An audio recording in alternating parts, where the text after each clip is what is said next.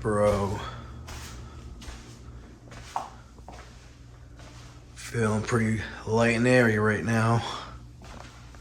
Yep, I'm gonna have to record that all over again.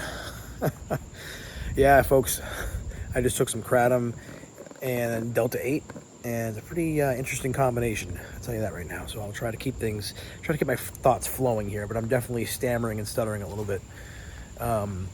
Yeah, today we're gonna be talking about just some interesting thoughts I have while taking such substances. And not that I don't have these thoughts when I'm sober, but it seems like they become heightened, like they mean more. It's like it's hitting home more. So, and one of those thoughts is just the whole idea of what we think of as heaven is too good to be true.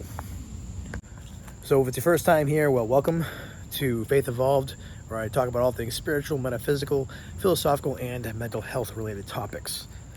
And I definitely appreciate everyone who's liked my channel and subscribed to it, gets notifications.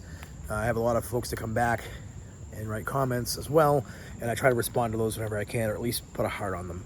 So thank you guys. We're about the 2/3 of the way marked toward my goal of having 1,000 subscribers by the end of the year. So I'm not sure if we'll make it, but we're on a decent, at least we're going up, every single week consistently. So, all right. So the thoughts that I've been having, well, I feel like I've reached a roadblock in my spiritual progress, and it's not, because of anything God's doing. It's only mostly based on the ego's fear that there's this concept of it's too good to be true. Yeah, it could happen to you, but it's no proof. Yeah, you could have a spiritually transformative experience, but maybe even then it wouldn't mean anything to you because your heart is so blocked, it's so cold, it's so, like a stone, So I feel like a lot of times when I'm trying to think to myself, all right, what's holding me back? And what is it that I really, really want, And I would say what I really want is to feel that sense of unity and connection. And it just seems like it's too good to be true. Like no effort, just being who you are, a child of God. You don't have to prove yourself. There's nothing to accomplish but yourself. All these different thoughts from A Course in Miracles, and now I'm listening to A Course of Love, which is shining a little bit more light onto some of the concepts that were a little murky. But anyways, the idea that even if I had what I thought I wanted, would it even mean anything to me? Would it move me? Would I feel the bliss and the happiness and joy that I hear other people have when they have spiritual transformative experiences or miracles happen, healing, what have you? That's what, I feel like at this point, 38 years of my life, I feel like something missing from my experience. And it could just be I need more experience. Or it could just mean maybe I don't have to wait for, or I might have to wait till I die and make it to my next life to really see that difference that I'm looking for, to really feel that connection that I hear people talk about so much.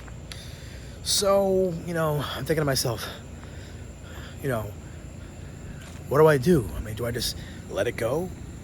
What if that doesn't work? What if even letting it go doesn't prove to me? Why should I have to prove myself by letting it go that I'm ready, So I got these thoughts that kind of conflict with, okay, I feel like I need to move up a little bit, but I'm still feeling like I'm lacking something, whether it's lacking something that I need or lacking something within myself.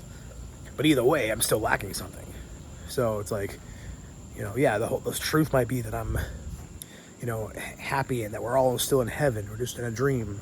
That might be the truth, but it's not changing the reality. So it's like, all right, how do I get truth to change my reality? And so I thought to myself, it's almost like at this point, this is my little glimpse into heaven, my little glimpse into hearing from God and having communication with the spiritual realm. Because I feel like sometimes confirmation answers come that when I get them, they make sense, they kind of resonate, and I don't have fear about them. If I almost kind of have like a, excited, anticipatory, like, wow, this really could happen. Or it's really that way, So I get that kind of, to me, that's about as close as I get to really feeling like I'm talking to God and having a spiritual experience. So I think it counts for something, But anyway, I don't have nothing to go on, but I feel like I have 0.01% of what there is for me that's rightfully mine, that I'm actually taking advantage of it at any given time. So, anywho, the thought was, the too good to be true is the only truth that exists. And it's what we really want deep down inside, and nothing less than that would satisfy. So that was kind of the thought. And then that kind of led from another thought maybe about 20 minutes earlier when I was walking in Mount Trashmore near my neighborhood here. I was thinking that, we're doing the universe a huge service right now. This is what I can't claim that I came up with this idea. It was one of my friends. I don't know if it was Christian Sundberg or one of the other my spiritual friends on Facebook.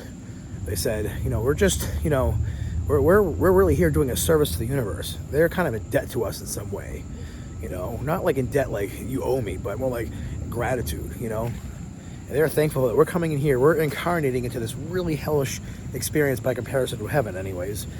We're into this 3D realm with these bodies, these flesh suits that, can barely sense the universe around us. It's only the physical, the five senses, plus your thoughts. That's what you get on planet Earth. And some people have a little extra, sensory abilities like clairvoyance, and people that are able to, prophesy or predict the future, whatever other kind of abilities they have. It doesn't go that much beyond everyday life. I mean, you can't see anybody else, that has found the ability to fly on their own, like physically fly. You know what I mean? We don't see people shooting fireballs out of their hands. Everybody has a pretty uniform experience here, overall, as far as what you sense. So, where was I going with that? So we have, we're pretty limited. Our brain is actually a limiting organ. It kind of, blocks out all the other realms that we could possibly see at any given time. Kind of helps us be able to handle this 3D world here on Earth. So we're here doing a service because the universe is expanding. And even though God is infinite and is everything, he's also infinitely expanding. How that works, I don't know. I'll never understand it, but it makes sense. Because how could, if something's infinite, it must also include within the abilities infinite infinities. And so forth and so on. There's probably infinite of infinite infinities. Who knows? I mean, it's just, we'll never get to the end of it, which is kind of a good thing. But that's what I'm getting at. We are the bleeding edge of the universe, to quote, what was her name? Abraham, Esther, yeah. They're the ones who do the law of attraction. But yeah, it's like, we're doing the universe's service by expanding out to this really, distant corner of infinity where, God has yet to even experience what we're experiencing yet, even though he already has somehow experienced it, or knows about it. He's now just experiencing this for the first time. Like, we're living here in this world, and God is experiencing this for the first time ever. So he doesn't know what the heck to do with it, this part of God. So the universe around us, our brothers and sisters, with angels and celestial beings, they see our struggle down here and they go, wow, they're doing something that, they had to be pretty brave to come here. Not everybody that wants to come here gets to come here. Only specific advanced souls or spirits supposedly can handle this place, according to the Urantia book. So, we've, I guess, paid our dues and proved ourselves in that sense. Not that we have to, but it was a voluntary thing. Just like Jesus came here, incarnated the seventh bestowal of Christ Michael. And, it was a voluntary service that he did when he came here, laying down his life and then rising from the dead, and all the years of training his disciples. I mean, that was a voluntary decision that he made to come here. The only difference is he woke up, we didn't. Most of us haven't woken up yet anyways. He was able to reestablish his connection somehow by his own right, and I guess we have the ability to do that too, and that's what he basically was trying to tell us. And part of that is, service, and that's brought up in a course of love as well. We're doing a service, to the universe, and part of that service is, when we're down here in this place, if we're able to unlearn from the ego and learn how to love again, and receive love specifically first, before we give love. Like, our service to the universe is literally our positive emotions at their creation. I mean, that's literally what it is. When they see that you're satisfied and happy with, whatever it is that was created in the universe by either themselves or you, that when you actually able to receive love for that and sense that your love for that, that feeling that you get, like that's literally your service. And when you feel like that, of course you're gonna want to, you know, go out and bless other people once you feel that way. You know, when I came through my sensory motor OCD experience, 99.9% healed. Sometimes I feel like it's almost 100%. You know, it's like, yeah, you know, now I can help others who are going through the same exact thing and give them hope, and give them, you know, just something to hold on to for the future, that there is a chance to get better. You know, even if they can't see it, because when I was in the moment, I couldn't see it. I had to trust my brother, who was helping me out, that I could get through this, because he did. Now I get to do the same thing. That's just part of the service I think we offer to our brothers here. And I say brothers, I mean and sisters. But as far as, you know, the universe, it's not, we don't just affect Earth, we're affecting the rest of the universe. And once we pass on from the universe, we bring back what we've learned to integrate back into the universe, and their joy has increased more, their love has increased more, and that we're just on like basically an eternal mission of love and finding new ways to do it. And God is literally incarnating himself into new, when I say that from a time perspective, not from eternity, but you know, we're literally doing God, we're literally all aspects of God coming here to learn, like as if we are a new being learning love for the first time. And if you think about it, you know, the further away you get from something, how much more grateful are you when you get back to the source? So I think, you know, that's part of the bravery of coming here. Well, our compensation for that is going to be the expanded love and the emotion that we feel, happiness, joy, peace, that wasn't previously experienced by anybody. And us adding that to the collective, if you want to call it that, so that everyone gets to accept it.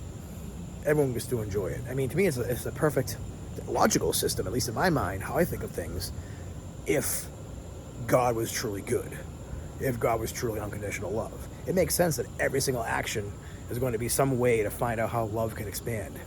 You're it, folks. You and I are it. We're figuring that out for the universe, virtually just by experiencing life here, but also trying to remember who we are, undo the ego, and all that stuff, which I'm just literally scratching the surface on. Part of what I even say sometimes is taking faith, you know, in God, because I truly haven't fully experienced it and self-realized it yet, but I feel it, you know, and that's part of where the faith comes in. So yeah, I know it's kind of a long-winded ramble fueled by Kratom and Delta 8, but at the same time, it's good to get it out. Thanks and God bless.